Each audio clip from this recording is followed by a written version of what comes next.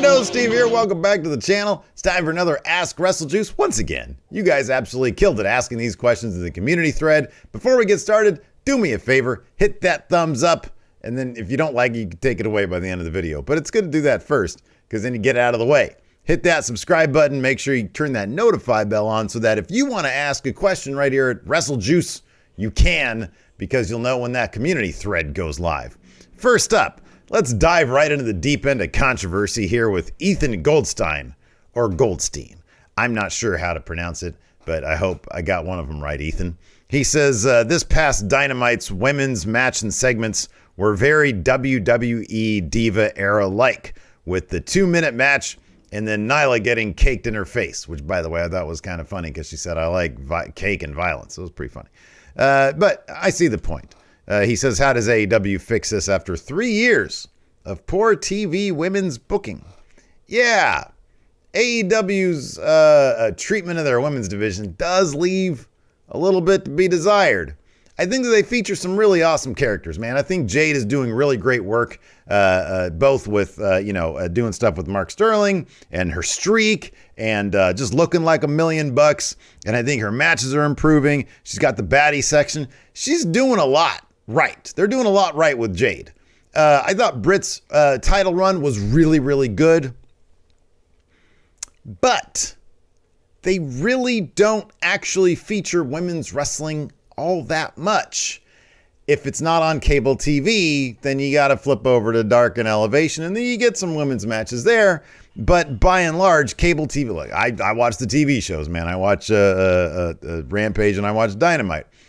I don't really have time to always sit there through 3 hours of jobber matches between Dark and Elevation. They don't really push a lot of stories there on those shows besides padding records and getting independent wrestlers or up-and-coming AEW wrestlers plenty of reps, which I think is great. The shows serve a purpose over there on the YouTube. And so it's because of that stuff that they don't really feature women's wrestling too much that I don't get all that excited when, say, a Toni Storm comes over. Because much like Toni Storm, I was a big fan also of Ruby Soho when she came over. And she's really not on TV that much. It's actually a bunch of women's wrestlers they have in AEW. Granted, they do not have the largest women's division in wrestling, but I think they've got a pretty decent roster of women's stars that just generally aren't featured that much. And that really should change. They do get some featured spots. I'm not saying that they completely and totally ignore the women's division, but like they really don't get that much time. And I feel like they usually feature multiple matches during a course of a Dynamite and a Rampage that are just really long matches. And they're usually really good matches, but they're usually pretty long matches. And look, I'm not a wrestling promoter. Maybe there is a philosophy to mandating certain time lengths for matches. But I also don't see the problem in saying, hey, Keith Lee and Swerve and Hobbs and Starks, you guys were scheduled for 18 minutes. Let's pull it to 15 minutes. And then you could take a little bit from, I don't know, what was one of the other matches on that show the other night? Oh, the entire Scorpio Sky Dan Lambert segment promo. You turn that into like a 1-minute video package. You don't need 5 minutes of that. So pull that. You get 4 minutes. You got 7 minutes. You can have another 7-minute women's match. I feel like time management is one of those things that's keeping AEW from featuring their women's division. And that's one of those things that, I don't know, I feel like can be fixed fairly easily. And then the criticism would kind of just sort of die off, and then people find something else to bitch about. But I think that this is one of those legitimate things that people have a right to bitch about it because it's been 3 years. And the only like real strong run with a women's title has been Britt Baker. And I think that's kind of a shame. I think that Sheeta probably could have had a much stronger run had maybe her title not been almost exclusively during the pandemic. I don't know. Maybe I'm wrong about that. But yeah, I don't know, man. I think that's because I think they do have a lot of talent there that I'd like to see featured, and they just kind of don't do it. And I wish they would. And I think they could if they just, I don't know, steal a couple minutes here and there from a couple other matches that are going too long. Let's see here. From the Hound 316, he says, watching Pat McAfee wrestle and win at WrestleMania got me so hyped and proud like I was watching one of my boys. He says, have you ever had a moment where you felt incredibly proud of a wrestler you've never met? I really like the Kofi Mania stuff. Daniel Bryan at WrestleMania 30, I thought was, that was a really special moment because that was one of those moments where it really felt like, holy shit, like we kind of forced WWE's hand.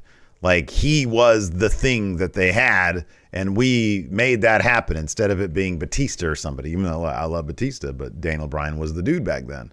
So I would say Daniel Bryan at WrestleMania 30. Now that I say the name Daniel Bryan, it's weird to me that it's not Bryan Danielson. I think I finally turned that corner on getting his name right. John Davies says, experiencing Nakamura's entrance live at WrestleMania was fantastic. What has been your favorite live wrestling experience or entrance to date? So Nakamura is a great example because back when he was in NXT, Larson and I went to go check out a takeover, and it was when Nakamura was at the height of his popularity, and literally 1/3 of the shirts that were being worn in that venue, I think it was like a Brooklyn takeover, something like that. It was on red Nakamura shirts. And then you go out to the concourse and like everybody is like leaving the venue at the end and they're all singing Nakamura's theme. So that was really awesome. That was a great live experience. I'd say being at All In and the first Double or Nothing were both amazing live experience. Being an AEW sweaty myself, I'm pretty proud to have been around for some of the initial AEW offerings in the proto AEW offering of All In. I thought that was really, really cool. Let's see here. Moving on. Tyler Warden says, what's the funniest / strangest question you've had to answer from a non-wrestling fan pertaining to your fandom or about wrestling in general? I don't know if I've had any necessarily funny or strange questions, but the one thing that I've noticed is that whenever I explain what I do to people, they almost always say, oh yeah, I used to be into wrestling. Nobody actually says I'm still into wrestling anymore. They always say, oh yeah, I used to be into wrestling. And then I push, I'd say, hey, you should check out Dynamite because I'm an AEW sweaty. Meliquai Perez, what a great name, says, you think Sami Zayn's going to get another push for a title in the near future, given his tremendous work with Knoxville and this feud that he's about to get into with Drew? I like to think yes, but I don't know if... Here's the thing. I think WWE doesn't necessarily reward people with titles. I think they reward people with more screen time and more prominent spots. So, yeah, I think that he's going to be rewarded with stuff like that. I think WWE, given how much they promoted the match after the fact, the Knoxville match, which was one of my favorite matches of WrestleMania this year. It was phenomenal. Given how much they promoted that match, I think Vince really liked it. I think Vince really liked Sami Zayn, and I expect Sami Zayn to be featured in a prominent role on TV. Not necessarily chasing titles or anything like that, but in a prominent role where he's doing stuff that I think he's probably going to really enjoy doing.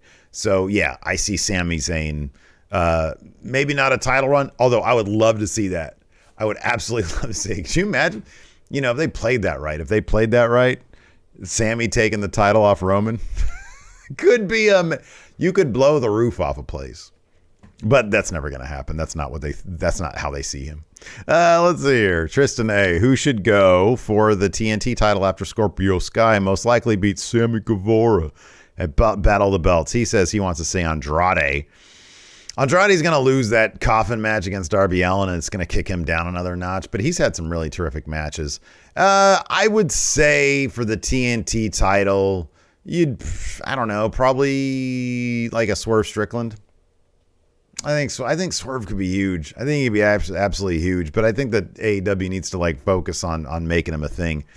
Him or Keith Lee. Keith Lee'd be actually a really terrific TNT champion. I think you could do something real special with that. If the idea is TNT championship should be kind of on the level of the AEW world title, even though it's clearly not, I think Keith Lee's a great guy to hold that title.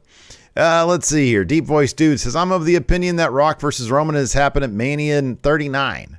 So my question is, how do you think WWE will get there? He says, does he have to run the Rumble, even though I doubt no. Rock doesn't have to do anything. Rock merely has to show up. He can send some Matt Chat questions in. He can show up for Survivor Series to celebrate his 31st anniversary or whatever. No, he doesn't have to do anything. He just has to show up at WrestleMania. It'll be the biggest thing. He'll probably have to show up at like the Raw or SmackDown before Mania. Set some stuff up with some video packages perhaps.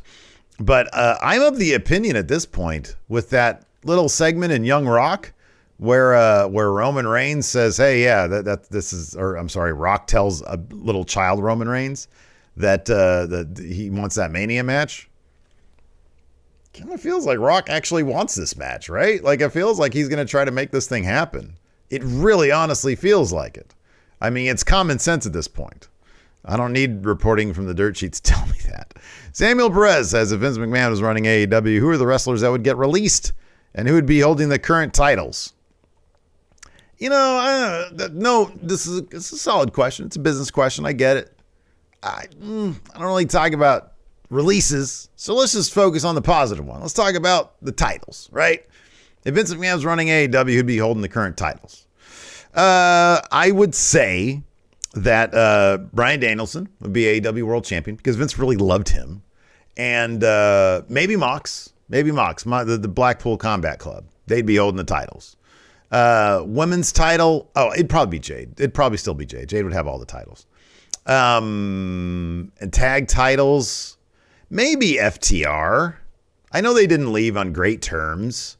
Oh, no, it'd be like, I don't know, Jericho and Hager or something like that. Jericho would be featured prominently too. Vince loves Jericho. Jericho would be champion. Jericho would be TNT champion. Danielson would be AEW champion.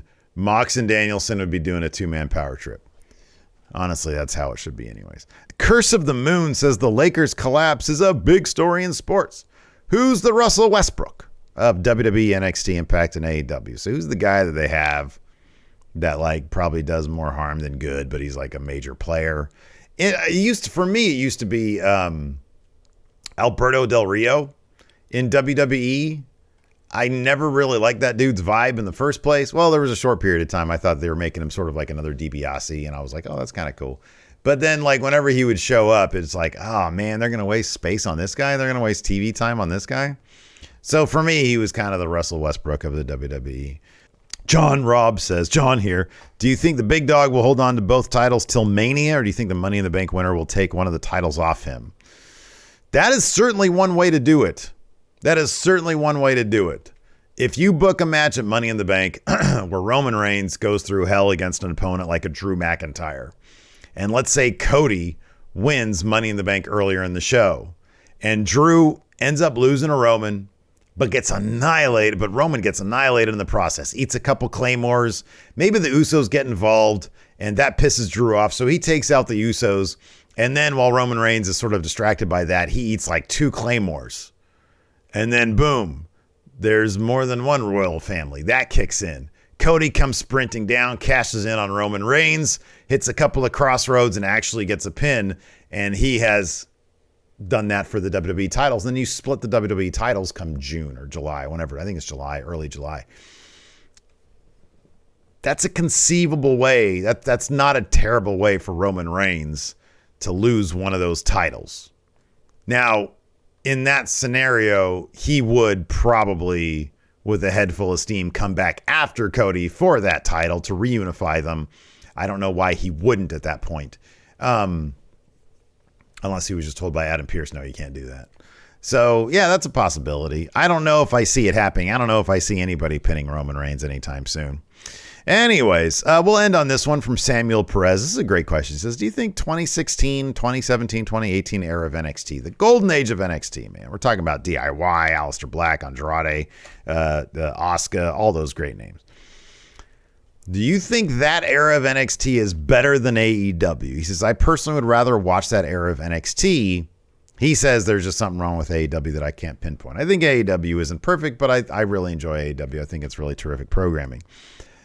That era of NXT was one of my favorite eras of wrestling. Absolutely. NXT was fantastic back then. The only caveat for me was the shows just felt too small. There is something to be said about the energy that 5 to 10,000 people in an arena brings a live show. And that's what AEW has, because the AEW fans are incredibly passionate. They are there and they are vocal, and sometimes it's not great, but most of the time they just make for a super energetic, engaged crowd. NXT featured some of the best creative and some of the best pro wrestling, the actual in-ring matches, and some of the best characters that we've ever seen in pro wrestling. The problem was, week to week, they would tape it at Full Sail. And granted, I know that there was something to be said about having the same crowd over and over again, week after week, taping after taping. But that was something that I always just really hoped they would get out of there and take it on the road and get in front of, even if you get in front of like 2,000-3,000 people, you have a different energy there. And that's the one thing that I always felt held NXT back then. It held them back from reaching their full potential, because everything else was there. But I wasn't a huge fan of having it in front of 200 people or whatever it was there at Full Sail. I was never a fan of that. So anyways, that's going to do it for us. Hey man, check out one of these other videos over here. I don't know where she is. I don't know where she's out there someplace, probably barking at my fish. Check out one of these other videos over here. I got the video from, what did I do on Tuesday? I don't know what I did on Tuesday. Just go check that one out. And then I'll put this one right here. I don't know what that video is either. We'll just see you there, though. Mystery to me.